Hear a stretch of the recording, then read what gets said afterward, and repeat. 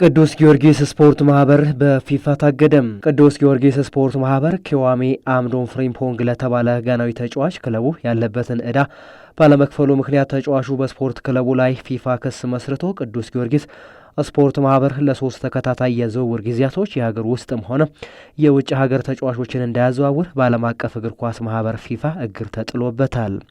ይህ የተጫዋቾች የዝውውር እገዳ ክለቡ የተጫዋቹን ገንዘብ ከፍሎ እስኪጨርስ ድረስ ለ3 ተከታታይ የዝውውር ጊዜያቶች ተፈጻሚነት እንደሚኖረው ፊፋ ለፌዴሬሽኑ በላከው ደብዳቤ አስታውቋል።